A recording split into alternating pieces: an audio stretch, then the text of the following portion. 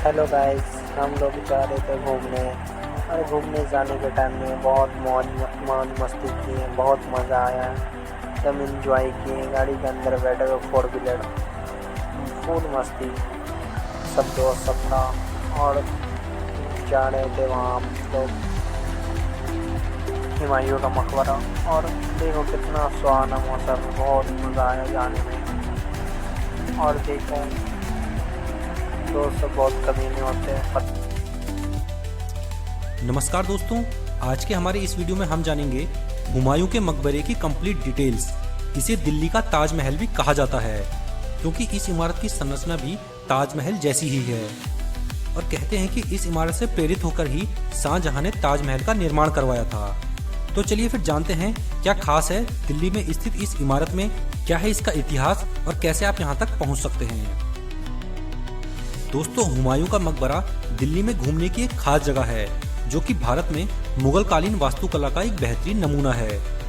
यह मकबरा Hazrat Nizamuddin railway station से लगभग 3 किलोमीटर दूर है, तो यहाँ तक आप आसानी से पहुँच सकते हैं। दोस्तों, अगर आप इसकी बनावट को देखेंगे तो आपको ये इमारत कुछ ताजमहल जैसी ही दिखाई देगी।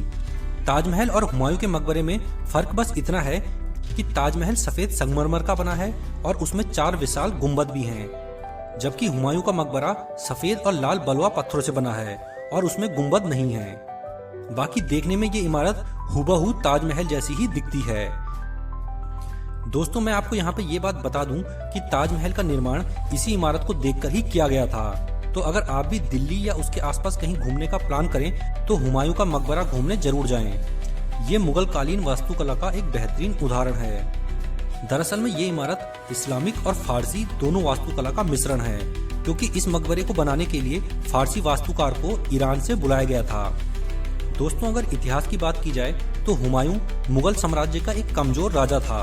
वो अपने जीवन काल में ज्यादातर युद्धों में हारा था और 1556 में सीढ़ियों से गिरने से उसकी मौत हो गई थी। तब उसकी याद में उसकी विधवा पत्नी हमीदा बेगम बानो ने उसकी मृत्यु के 9 साल बाद 1565 में इस मकबरे का निर्माण शुरू करवाया था और 1572 ईस्वी में ये पूरी तरह से बनकर तैयार हो गया।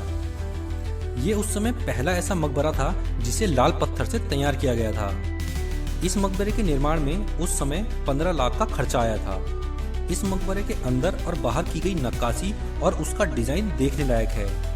इसके अंदर चारबाग नाम का एक फारसी शैली का बगीचा भी है, जिसको 4 स्क्वायर पैदल रास्तों में बांटा हुआ है, इसलिए इसको चारबाग नाम दिया गया।